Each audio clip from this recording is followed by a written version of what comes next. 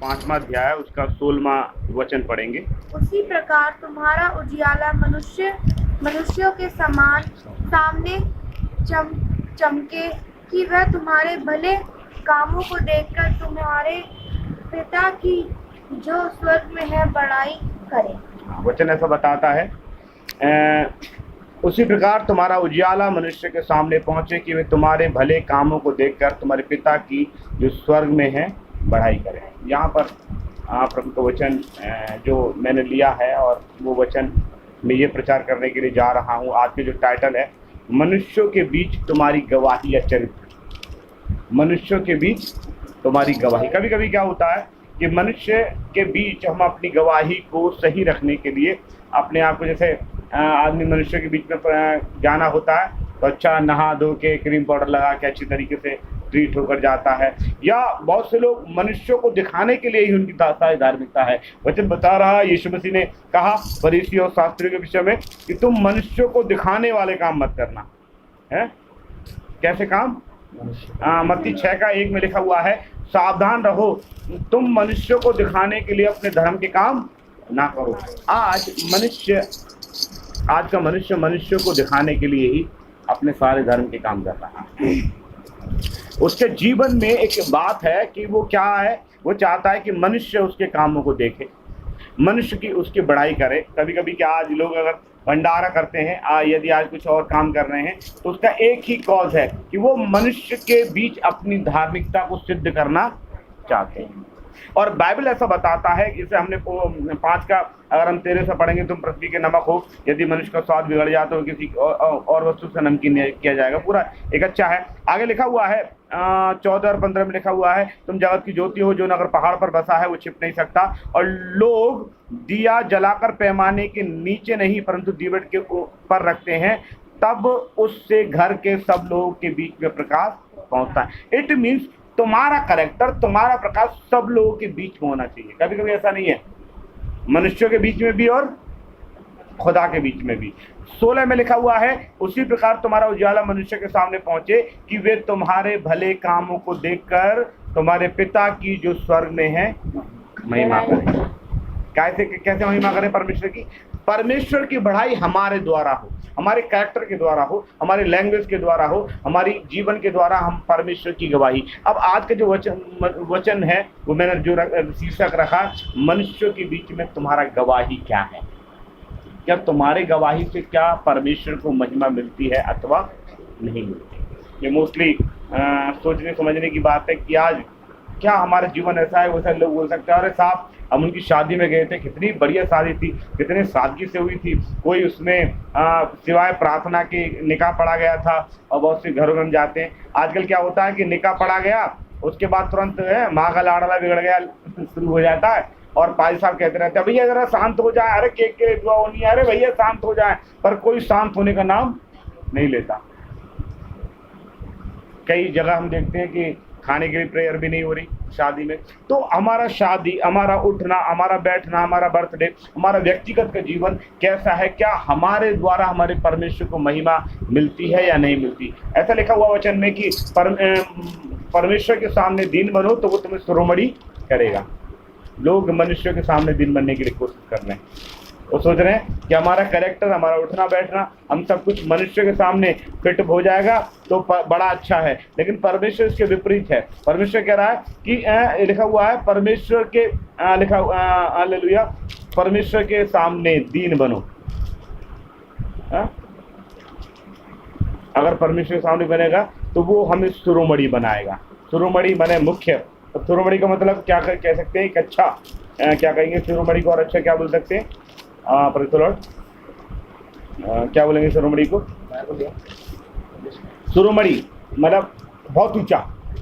परमेश्वर हमें हाईएस्ट, ऊंचा, आदर योग्य है। शिरोमणि, मणि का एक बहुत बड़ा कीमत है। शिरोमणि, ऊंचा, आदर योग्य परमेश्वर में तब वो बनाएगा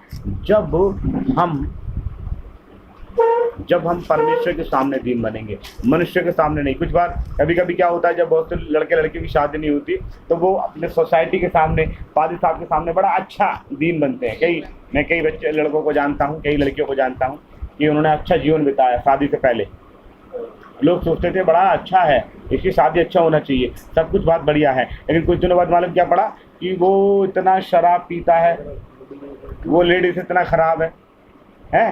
सब कुछ कारण क्या है?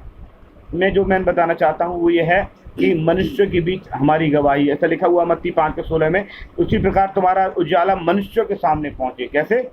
मनुष्यों के सामने, कि वे तुम्हारे भले कामों को देखकर, तुम्हारे जीवन को देखकर परमेश्वर की बड़ाई होना चाहिए। एक ऐसा हमारा मसीह परिवार होना चाहिए कि हमारे परिवार को देख के बोले हाँ, इस परिवार में प्रार्थना होती है, इस घर में दुआ होती है। हाँ, प्रेज़ द लॉर्ड। एक वचन और मेरे साथ पढ़ेंगे, लूका रचित सुसमाचार, पहले आप इसी को पढ़ें, मत्ती पढ़ें, 5:23 पढ़ें, 23। इसलिए यदि तू अपनी भेंट वेदी पर लाए और वह तू स्मरण करे कि जी। तेरे भाई के मन में तेरे लिए कुछ विरोध है। यहाँ लिखा हुआ है, यदि तू अपनी भेंट वेदी पर लाए और वहां तुझे स्मरण आए कि तेरे भाई के मन में तेरे प्रति विरोध है, तो अपनी भेंट वेदी पर, भेंट वहीं वेदी के सामने छोड़ और जाकर अपने भाई से मेल मिलाप कर, तब आकर अपनी भेंट चढ़ा। इसका मतलब क्या है मेरे प्रियो? इसका मतलब एक चीज है, वो क्या है? उसका मतलब क्या है कि पता चला कि हमारा घर का जीवन तो अच्छा नहीं है और बाहर हम बहुत बड़े पास्टर हैं, बहुत बड़े अच्छे व्यक्ति हैं, तो लोग क्या सोचते हैं, अबे हमें मालूम है क्या प्रचार करते हो, अरे हमें मालूम है। एक बार एक पास्टर बहुत अच्छा प्रचार कर रहे थे, एक कन्वेंशन स्पीकर थे, उसके सामने उनका बेटा बैठा हुआ था, तो वो बहुत अच्छा वचन प्रचार कर रहे थे। तो उनका बेटा क्या बोलता है? उनका बेटा बोलता है कि 1 फीट डाउन, 1 फीट डाउन। एक व्यक्ति ने बोला इसका मतलब क्या है? उन्होंने बोला ये क्या मतलब कि 1 फीट डाउन क्या बोल रहे, कि ये दिल से प्रचार कर रहे हैं। नहीं, ये क्या नाम है, इनको दिमाग से प्रचार कर रहे हैं। 1 फीट डाउन का मतलब 1 फीट नीचे उतरेंगे दिमाग से, 1 फीट नीचे उतर जाएंगे तो दिल से प्रचार। लेकिन इसी काय से प्रचार कर रहे हैं? क्योंकि मेरे पापा बहुत बड़े ज्ञानी है, मुझे मालूम है घर पे कैसे हैं। इसलिए वो काय से प्रचार कर रहे हैं? दिमाग से प्रचार कर रहे हैं, दिल से प्रचार नहीं कर रहे, क्योंकि उनको मालूम है उससे 1 फीट डाउन। कई ऐसा स्टोरी मैं आपको छोटे छोटे बता सकता हूँ। एक बार एक पास्टर को एक पत्नी ने चर्च के अंदर बंद कर दिया, एक पादरी आपको उनके पत्नी ने चर्च के अंदर बंद कर दिया। वो बहुत खटखटाते रहे, लोग, बड़े लोगों ने बोला क्या बात है क्यों बंद कर दिया? उन्होंने बोले चर्च में बड़ी अच्छी बात करते, घर पे आके तो बहुत माँ बहन नहीं कर देते। तो कारण क्या? क्योंकि लोग को जीवन को देखकर परमेश्वर की बड़ाई नहीं हो रही। वो कह रहा है नहीं यार, इनका तो जीवन बनावटी है। क्या मेरे जीवन को देखकर, ऐसा लिखा हुआ है, तेरा भाई है, तू प्रार्थना करने के लिए जाए पर तेरा भाई क्या हो? हाँ, तो अपने भाई बोले अरे मुझे मालूम है प्रार्थना में जा रहा। मैंने कई ऐसे पास्टर प्रचारकों को जानता हूँ, अलीगढ़ में भी कई ऐसे लोगों को जानता हूँ कि उन्होंने अपने भाभी को बहुत मारते, अपने प्रचारकों को बहुत बदतमीजी करते। अभी उसका मतलब क्या है?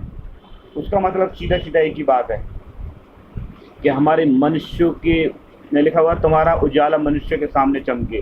तुम्हारा उजाला किसके सामने चमके? यहाँ ये नहीं बोला कि तुम प्रभु के। बहुत से लोग कहते हैं अरे हमें मालूम है, हम खुदा के सामने कहते हैं, हम लोगों के बारे में क्या बताएं। एक गुड न्यूज़ का गाना भी है कि मैं जानूं मेरा खुदा जाने। नहीं, लोग भी जानना चाहिए कि हमारा जीवन कैसा है।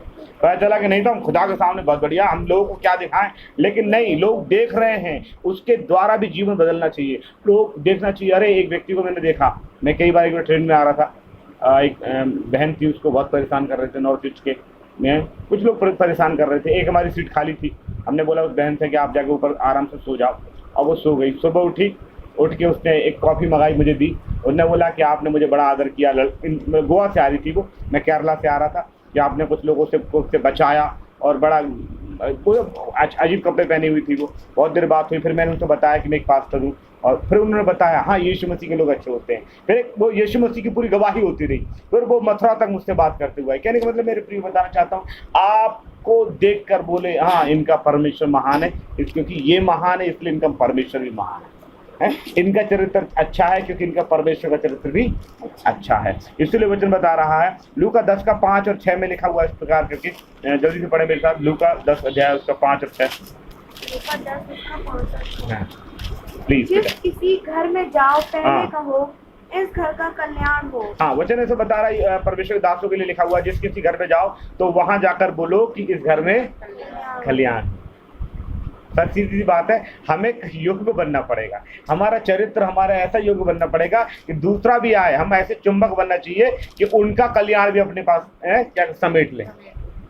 कभी कभी क्या होता है कि कई पास्टर लोग प्रार्थना करते हैं ऐसा, प्रभु जी हमारे घर पे जो आ रहे हैं उन्हें आने जाने वाले को द्वारा में बरकत दे।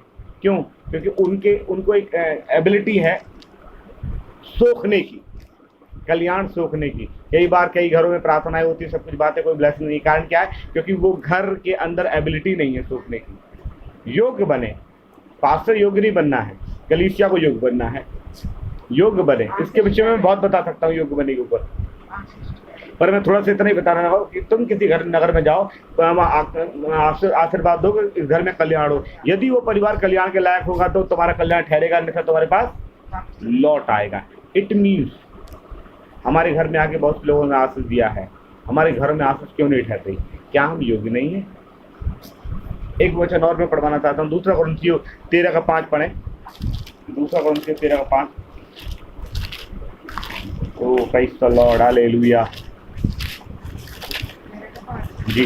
अपने आप को परखो कि विश्वास में हो कि नहीं। वचन बता रहा है अपने आप को परखो कि विश्वास के हो। अभी आपको दुनिया विश्वासी बोले कोई फायदा नहीं, खुद परखने की जरूरत है?